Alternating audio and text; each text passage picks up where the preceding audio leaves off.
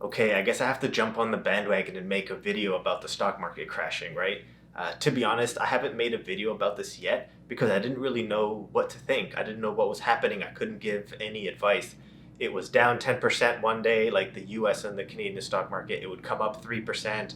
Was this correction? Is it a crash? Like, I wasn't really sure what to think, but I've been closely monitoring the Canadian and US stock market and watching a bunch of YouTube videos on like the news on what other people are saying. I do have a couple of important points to make.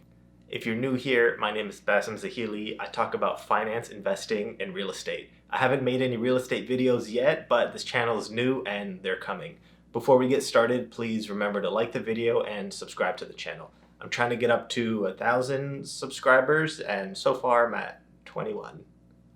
Unless you've been living under a rock for the past few weeks, you would have heard that stocks are down. Also, interest rates went down. I'm not going to go through detail on the numbers and charts. You've probably seen them everywhere. You've probably done your own research. What prompted me to do this video was watching a couple other YouTube videos, some with a few million views and a few million subscribers, saying to save your cash in case something happens. And obviously that something they meant was a recession. This stresses me out so hard because a recession is kind of like a self-fulfilling prophecy. If you keep telling society, if all the media keeps saying the recession coming, it's probably going to happen because you keep saying it's going to happen. I'll go through a quick example, just a basic example of just how society might cause this to happen. Let's say everyone fears a recession is going to happen. Everyone starts to save 5 to 10% of what they used to spend. They're reducing their spending 5 to 10%. Companies that were on the brink, let's say they were making money, they're kind of new, or they weren't doing so well, this 5 to 10% is massive. They're doing very poorly now because of this decrease. They either go under or they start letting employees go. These employees have no jobs, now they have no money to spend. Society saving 5 to 10% on top of a bunch of new people getting laid off adds to more companies going under or laying more people off. More people getting laid off means they don't have any money to spend, means more companies either going under or laying people off. It is a downward spiral. It is a self-fulfilling prophecy. All of this, it could even be without economic circumstances changing. It might not be a real recession. It might just be fear, fear of the market going under, fear of everyone losing their jobs, causing them to lose their jobs. This is obviously very dumbed down and simplified. I'm trying to make this video for beginner investors who don't know what's going to happen. The US and Canadian government kind of predicted this. A couple weeks ago, they both lowered their interest rate by 50 basis points. I'll explain how that would kind of delay or avoid a recession altogether. I'm not sure if delaying a recession is the best idea, because are you just building up a bigger snowball that would have a bigger effect later on? I'm not too sure. I don't think anyone is, but at least they're trying. Let's go through why lowering interest rates might help cause or might help delay a recession. Lower interest rates means money is cheaper to borrow. Let's say consumers and businesses have debt. This debt, all of a sudden, they need less cash now to pay off this debt. It means they have more money to spend. The businesses receiving this money don't have to let anyone go, don't have to go under. They can hopefully grow, take this money and reinvest. These are all good things. Spending is good. So lower interest rates, hopefully people don't go under. Businesses that have a lot of debt, they get to keep their cash, and we keep going along our merry way. So like, my advice is not to start to hoard your cash. Try to keep spending as you do. We're not in a recession yet, so don't cause one by hoarding all your cash. If you haven't watched my previous video about the investment advice for beginners, I did say this one point is try not to time the market.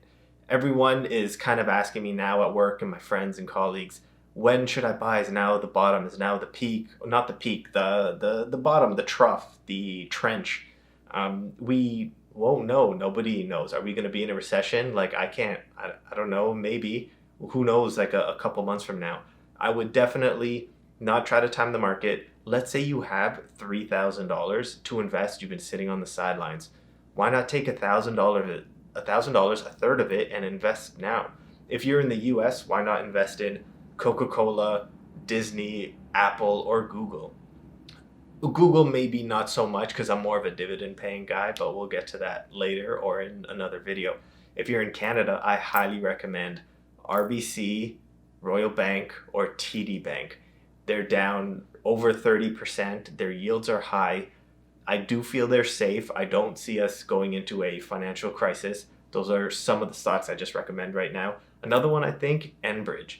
Enbridge, I think they ended, today's like what, March 12th. Their yield as of end of day March 12th is 9%. This is in my mind amazing. I think they'll be fine. If you look at their history, they've been continually paying their dividends, and also they've been increasing their dividends. So if you have some money, let's say you have $3,000, take $1,000, maybe invest in some of these companies I just mentioned. You don't want to be sitting on the sidelines and then a few years from now, everyone looks back at 2008 and says, that's when I should have bought. Like, I should have seen everything comes back. These companies are safe. The economy will get better eventually. You don't want to be that person with like the heavy FOMO. I have FOMO, definitely. I was in university when the 2008 crash happened. So like I didn't even have a couple $100 to invest in. But I would say put a little bit now. If you have the remaining $2,000 of your $3,000 left, see what happens next week. See what happens in a couple weeks. If it goes down next week, you have another $1,000. Take it, put it in, reinvest, but choose another stock. You don't have to go into the same stock over and over again. Let's say you're too nervous to invest. You don't know what's going to happen. Wait a couple weeks. The drop in a recession or a crash, the drop is quick, but like coming up is slow. We'll never know. We won't know the trough, the trench, until it's over, until we start growing again. So don't hoard your cash. Invest little by little. Invest every week or every month, whatever you can do. Thanks for watching, and then hopefully I'll be releasing my next video about dividends and dividend reinvestment. Thanks, guys.